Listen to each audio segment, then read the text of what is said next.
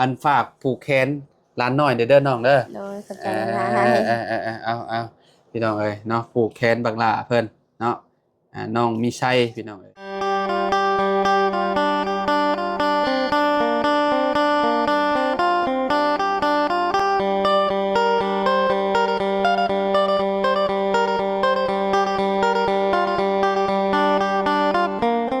สบายดีสวัสดีพ่อแม่พี่น้อง FC บัสสุขุสู่คนเนาะบ่ว่าสิอยู่ในและก็ต่างประเทศเด้อพี่น้องมาพบมาพอกันกับเฮาคือเก่าคือเดิมพี่น้องเพิ่มเติมคือมื้อนี้พี่น้องเฮาเข้ามาหาทางน้องงามเพิ่นพี่น้องเอ้ยเนาะเพราะว่าน้องเพิ่นคลอดลูกเนาะพี่น้องคลอดลูกเป็นที่เรียบร้อยแล้วเนาะลูกเพิ่นสิเป็นจังไดหน้าตาไปเบิ่งไปชมกันพ่อแม่พี่น้องเอ้ยเนาะโดยพี่น้องเอ้ยเนาะโอ้อยู่หม่องมืดอะลินี่เนาะสบายดีน้องโดยอันนี้เอาไว้ให้ลูกชายเจ้าแน่พี่น้องเอ้ยนมมีขนมพร้อมฝากไว้ให้เรานี่โดยพี่น้องเอ้ยเนาะขออนุญาตเนี่ยเนาะโอ้เฮือนนี่คือแบบโล่งแบบนี้เลยนี่เนาะเฮือนเพิ่นนี่พี่น้องเอ้ยบ่ได้มีอิหยังเลยนี่เนาะคลอดตั้งแต่มื้อใดนี่น้อง วันจันทร์ มื้อวันจันทร์ โดย จันทร์มื้อวานนี่บ่ บ่วันจันทร์มื้อนั้น อ๋อจันทร์อาทิตย์ที่แล้วพุ่น โดย อ๋อโดยก็คือคลอดเองบ่ อยู่สุขศาลา คลอดอยู่สุขศาลา โดย อืมสุขศาลาอยู่ไส บ่ดง บ้านดง โดย โอ้ออกตอนจักโมง 8 โมง 8 โมงเช้า โดย เจ็บท้องจักมื้อ เจ็บแล้วก็ออกเลย ฮะ เจ็บก็ออกเลย เจ็บก็ออกเลย โดย โอ้ประมาณชั่วโมงหนึงได้บ่เจ็บ ได้อยู่ ได้อยู่เนาะ โดย จักโล บ่ฮู้ เอาเพิ่นบ่ได้สร้างบ่ นาติดบ่ได้ยินนาติดบ่เดียวลาว ใบอันนั้นเพิ่นบ่ได้เขียนให้บ่ มี เอ่มันอยู่ในใบนั่นแหละ โดย ว่าจักโลพี่น้องเอ้ยโอ้หน้าตาหล่อเหลาเลยเนาะขาวพี่น้องเอ้ยโอ้ชื่อหยังน่ะ พระอาจารย์ตั้งให้น้องมีสาย เนี่ย น้องมีสาย น้องมีชัย โดย ชื่อเท่เนาะผู้ชายก็แม่นอยู่พี่น้องนะชื่อน้องมีชัยเนาะลูกชายอีกคนหนึงบ่อยู่บ่ โดย เพิ่นไปไสหั่นเนาะ ไปน้ำพอเพิ่นไปขึ้นบนต้น ไปก่อนมาต้น โดย ไปก้นหรือขึ้น ไปขึ้นรถ ขึ้นให้กับเจ้าบ่ โดยให้เขาเขาไปบอกเมื่อกี้นี่ อ๋อก็จะมาบอก โดย อืมก็คือลูกเจ้านี่กินนมเจ้าเองเหรอว่า โดย ใครแน่ซะเนาะมื้อนี้เพิ่นบ่อยู่เนาะลูกชายเนาะ โดย เพิ่นไปนำพ่อเพิ่นก็ยังย้านคนคือเก่าอยู่บ่ เอามือ เอามาแล้วพี่น้องเนาะเพิ่นก็มาแหละได้ใช่พ่อได้บ่ล่ะใกล้บ่บ่นเพิ่นไปหาน้อง บ่บนนี่ติด อ๋อใกล้ๆนี่เนาะเอาขนมให้ลูกกินแน่น้องนะนี่พี่น้องเนาะซื้อขนมมาฝากน้องอีหยังบ่ลืมซื้ออีกแหละ โชคดี น้องโชคดี อันนี้มีไส้ โดย โชคดีมีไส้โอ้พี่น้องเนาะใครเนี่ยแต่คลอดบ่ยากบ่ได้เนาะ โดย เจ็บประมาณชั่วโมงหนึงได้แล้วพี่น้องเนาะมาอยู่กำจักมื้อซะน้อง 3 อยู่กำ3มื้อหนึง โดย น้องคนแรกจะมื้อจะอยู่ คือคันมัน 3คือกัน โดย ก็อยู่หน่อยแท้ อยู่โบราณบ่ได้เนาะ โดย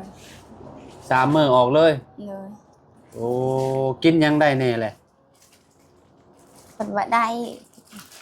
ได้บ่เลยมันยังไง โดย ยกเว้นแบบพวกผักคะสะอมนี่กินพิษแท้ๆเด้คนอยู่กรรมนี่ บ่ฮู้คือกัน ห้ามกินเด็ดขาดไอ้พวกสะอมนี่นะ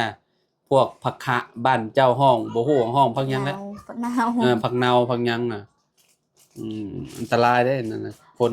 ออกจากกรรมใหม่กินนี่ แท้ขนาดได้พี่น้องเอ้ยเนาะแต่ตอนนี้เจ้ากินหยังเนี่ยตอนนี้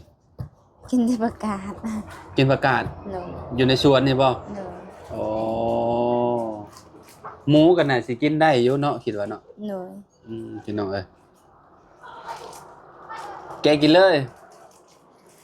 อืมตะกี้ย่านเนี่ยพี่น้องเอ้ยอันนี้บ่ค่อยย่านบ่ได้แน่นอนนี่เนาะ โดย แต่ว่าเพิ่นมาแล้วเพิ่นก็ย่างมาหาแม่เพิ่นเลยพี่น้องเอ้ยเนาะใช้บอลอยู่กำเจ้า อยู่บน อยู่หมุงนี้เลย โดย โอ้ยังต้มน้ำร้อนกินอยู่เนาะ โดย พี่น้องเอ้ยโอ้เรียกง่ายบ่คนน้อย ง่ายอยู่ผู้นี้บังหายแต่น้อยผู้นี้บ่ได้ แตกต่างกันกับหมอนี่บ่ โดย อ๋อแต่ว่าหมออันน้องมีไซนี่ธรรมดาเนาะ โดย กลางคืนก็บ่ค่อยให้ โดย แรกๆยังบ่ฮอด3เดือนเด้ตอนนี้เพิ่นยังนอนอย่างเดียวตอนนี้ ผู้นี้แต่น้อยเลยแต่คลอดเลยหายตลอด นี่ได้ โดย อ๋อ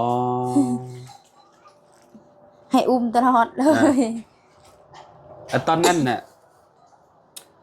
เจ้าไปออกเพิ่นอยู่ไสนะอันน้องนี่นะ อยู่หมอมา ของหมอเมืองเหรอว่าบ่หรือว่าจังได๋ หมออยู่บนดงนี่ เอาคนที่หนึ่งนี่ก็ได้ โดย อ๋อได้ยากบ่ผู้ที่หนึ่งน่ะ โดยอย่างน้อยหนึง ยากบ่ โดย เจ็บจักชั่วโมง 2 คืนเจ็บ 2คืนเลยจะออก โดย จนสิได้ผ่าบ่ได้ติ บ่ อันนี้คลอดธรรมชาติก็ดีอยู่ได้พี่น้องเนาะแบบเฮาก็บ่ได้เจ็บมันแผลพี่น้องเนาะเจ็บแต่คือแบบตอนแรกๆคั่นแหละเนาะ อ่า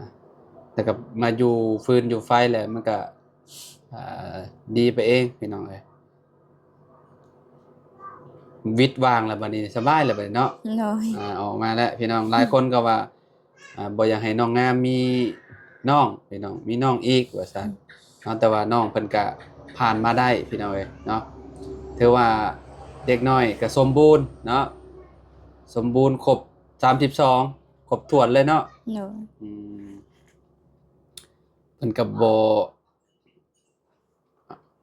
ให้พี่น้องตอนก็ว่าและเด็กน้อยเนาะตอนนี้ก็เฮายังบ่ฮู้เด้ว่าอ่าสิเป็นจังใดเนาะบัดใหญ่มาก็บางทีให้ก็มี3-4 เดือน ติดมือเด้ก็ได้จักมื้อเลยเด้นี่เนาะอาทิตย์ครบอาทิตย์ละติ 8-9 มื้อนั่น โอ้แม่นแหละเนาะอาทิตย์ปลายเด้เนาะ โดย อืมโอ้หน้าตาพี่น้องเอ้ยเนาะโอ้ดังกระโด่งเลยพี่น้องอ่ะน่ารักเนาะอืมผัวเฮ็ดแต่เก่าเราเฮ็ดเวียกหยังซะบ่ทิ้ง ตัดไม่บิ๊ก ตันไม่มีกับเจ้าบ่ โดย อืม ตัดไม่บิ๊กทีนั่น มื้อนี้คือได้ไปขึ้นอันนั้น บ่ได้ตัดอะไรไม่บิ๊กนะบ่ได้เงินตัดไม่บิ๊ก เอาอีกแหละตันมันมีบ่ได้เงินอีกแหละเป็นหยังคือบ่ได้เงิน สเปิงมันลายโพด ฮะ สเปิงมันลายโพด คือแบบไร เงินนั่นน่ะแบบว่าเงินชื่อเบิกเงินชื่อจักรแน่ชื่อลินชื่อละมัน มีหลายอย่าง เอาบ่ได้แม่น ที่โซ่ บ่ได้แม่นของโรงงานติ บ่แม่น ฮะ บ่แม่นของเฮาเอง ของเฮาเองทุกอย่างเลย โดย บ่ว่าสิเป็นจักรก็จักรตัวเอง โดย น้ำมันก็น้ำมันตัวเองอีก โอ้มันก็บ่ได้เงินแล้วซะ อืม เนาะก็เลยออกบัดนี้ โดย เอ่ออกแต่โดนเติบแล้วอยู่งานน่ะ โดนแล้ว อื ออก ม ตัดไม่บิ๊กทีน อืม ใส่หนี้เพิ่นหมดก่อนเพิ่นให้ออกเขาทวงอยู่เฮือนตลอด คือว่าซั่นจะเป็นหนี้เขาบ่ โดย โอ้หนี้เท่าใดน่ะ ตอนนั้นยัง3 ล้านข้างแต่เราไปเฮ็ดหมดแล้ว อืม เพิ่นให้เราเฮ็ดต่อนะเฮ็ดให้หมดใส่หนี้เขาก่อน อืมใส่หนี้เขาเบิดแล้วจังอันนั้น โดย จังออก โดย เขาจังให้ออกเนาะ โดย โอ้ยพี่น้องเอ้ยเจ้าเอาหยังอันใส่ให้ลูกเจ้าคนน้อย บ่ได้ใช้หยัง บ่ได้ใช้หยังบ่ โดย โอ้เพิดก็บ่ได้ใช้บ่ บ่ใส่ บ่ได้ใช้ โดย ใช้แบบว่ามีแต่ผ้าอ้อมอย่างเดียวบ่ โดย อืมเวลาเพิ่นเหี่ยวก็คือสิเต็มผ้าอ้อมมาแล้วติ โดย เพิ่นก็คือสิให้แหละพี่น้องเอ้ยเนาะเวลาเพิ่นอันนั้นน่ะเวลาเพิ่นอีหยังเพิ่นเปียกเพิ่นหยังหั่นน่ะอ้าวเนาะคนที่สองกับผู้ชายอีกคือเก่าเนาะตอนนั้นเจ้าฮู้อยู่บ่ว่าเป็นผู้ชาย โอ้โห เอาเจ้าบ่ได้ไปกวดเหรอว่าตอนนั้นเนาะ บ่ เอ่อคลอดออกมาก็เป็นบักเทิกถ้าเป็นผู้หญิงก็เนาะชายหนึ่งหญิงหนึ่งเนาะ โดย เอ่อกะว่าสิจังได๋อีกนี่ โอ้โห ในอนาคต โอ้โหกัน บ่เจ้าสิมีอีกบ่หรือว่าจังได๋ โอ้โหแหละ อยู่นำผัว โดย ถ้าผัวอยากได้ก็เอาอีกบ่ โดย เอ่อบ่ในใจเจ้ากะไว้ว่าเจ้าอยากมีจักคนลูกเจ้า 3 คนพอ เจ้าได้ โดย เอ่อกำลังดีได้สำนั้นเนาะ โดย 3คนพี่น้องเอ้ยเนาะก็บ่ได้หลายพี่น้องเอ้ยเนาะพอดีงามในความคิดเนาะ คนตะกี้แต่ก่อนก็เจ้าจังมีหลายลูกนี่คือคนปัจจุบันนี่แบบมี2มี3นี่ก็ถือว่าหลายแล้วพี่น้องเอ้ยลูกเต้าก็ได้เลี้ยงก็ต้องใช้เงินหั่นน่ะบางทีเพิ่นบ่สบายมาก็ต้องพาเพิ่นไปหาหมอซักยุงซักยาเนาะ โดย ถ้าลูกแข็งแรงดีก็สบายพี่น้องเอ้ยเนาะก็เลี้ยงก็สิบ่ได้พาไปหาหมอปานใดก็คือขายาเนาะ โดย อันเพิ่นบ่น้อยๆนี่ตั้งแต่เลี้ยงมานี่คือแบบพาไปหาหมอจักเทื่อ ไปตลอด ทางหลังหาได้ โดย เออเพิ่นเป็น มา เพิ่นมักเป็นหยังส่วนใหญ่ เป็นไข้นั่นแหละ อืม มาคัดนั่น เดี๋ยวไปหยอกอยู่บ่มานั่นนี่นะมาตัวนั้นเป็นอะไร แล้วกินแล้ว ฮะ เขากินแล้ว ว้าว คือว่าสั้น ช่วงเทื่อเลย แสดงว่ามันกัดคนดุได้หะเนาะ โดยช่วงเทื่อเลยมันกัด โอ้พี่น้องเอ้ยเนาะมาดื้อแกะให้ลูกนะฮะน้องงาม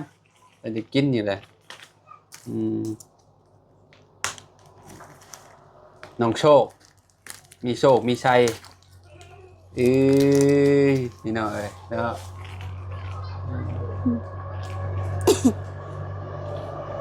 เป็นเว้าอันได้เบิดทุกอย่างแหละคนน้อยเนี่ยพอได้เบิดทุกอย่างแล้วบ่ โดย มีผูกแขนอยู่บ่ มีในหู มีบ่ โดย ผูกแล้วเรียบร้อยแล้วบ่ โดย เออพี่น้องเอ้ยเนาะผูกแขนผูกหยังแล้วน้องเพิ่นว่าเนาะแบบว่าผูกแขนทั้งนี้ผูกแบบใดน้องมีหยังไหมแบบว่ามีไก่มีหยัง มี บ่ แต่ไก่ตัวหนึง มีไก่ตัวหนึง โดย ผูกแขนหับบ่ โดย อ๋อ ปุจะเพลียวมัน ผูกก็ต้องผูกแต่เด็กน้อยนั่นแหละเนาะ โดย หรือว่าผูกแม่นำบ่ บ่ ออกแต่กรรม บ่ อ๋อมีแต่ผูกหับแต่ผู้เดียวนี้ โดย เออได้ยังให้กับเจ้ากินมันนั้นแบบว่าผูกแขน มีแต่ไก่ตัวหนึง ไก่น้อยตัวหนึง โดย เออ เนาะก็คือแบบมีแต่พี่น้องอะไรเนาะมาหับเนาะ บ่มีแต่บอกว่าถึงพ่อเองนะ เจ้าผูกกับใครก็ ปูกับแม่น้องสิงเองนะ อ๋อผูกกับ บ่ได้บอก แม่ โดย เออ แม่เพิ่นแม่ทิ้งเนี่ยปูให้ อืม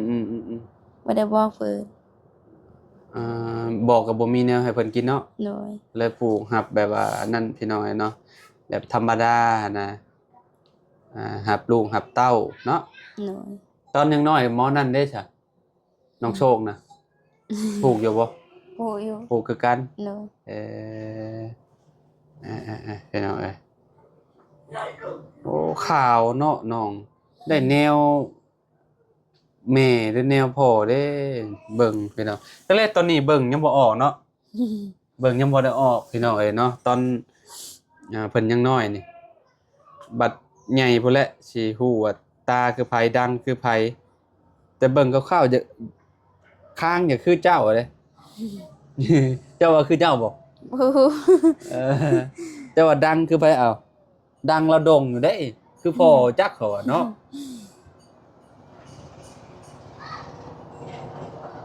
จุ๊บเจ้านอนแบบใดน้อง นอนอยู่นี่นะ ฮะ นอนอยู่นี่นะ นอนปิ่นหัวไปพุ่นบ่ โดย อ๋อนอนปิ่นหัวขึ้นพุ่นพี่น้อยเนาะนี่เฮือนก็บ่ได้มีหยังเข้ากับมีแต่ซ้ำนี้บ่ โดย อ๋อโล่งเฮือนเพิ่นพี่น้อยเนาะอันนี้หากะต่อไม้นี่ก็ได้มึงอยู่กำก็ใครเนี่ยแต่มันยามหนาวเนาะมันบ่นั่นปานใดมันบ่ร้อนพี่น้อยเนาะ อันนี้ยามเดือน4เดือน5นี่โอ้อยู่สังกะสีแบบนี้น่ะจะอยู่บ่ได้ดอกร้อนบ่ได้เว้าแล้วพี่น้องเอ้ยคลอดลูกออกมาไปหาหน่อไม้ขายบัดนี้เดือนอ่ายามฝนตกเนาะ โดย น้องมันคือสิใหญ่แล้วพี่น้องลูกเราก็ได้น้องมีชัยใหญ่ซำนี้ก็สบายอยู่ดอกพี่น้องอยู่คือเด็กน้อยนะเริ่มรู้จักความแล้วเด้แซ่บบ่หามเบิดจะกล่องเลย มันอันเดียว เบิด2กล่องแล้วได้อีห่าโอ้ยมาตะกี้นี่โอ้ย่านและพี่น้องให้และตอนนี้เริ่มรู้จักความเริ่มอันนั้นแล้วเริ่มบ่ย่านแล้วเนาะ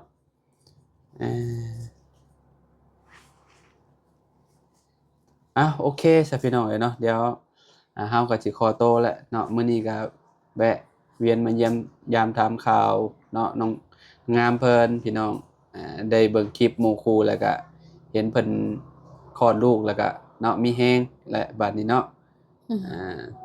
ตอนยังบ่ได้ก็ FC ก็กังวลนำยันน้องคลอดลูกออกมาแล้วยันเป็นคือเก่าว่าซั่นเนาะ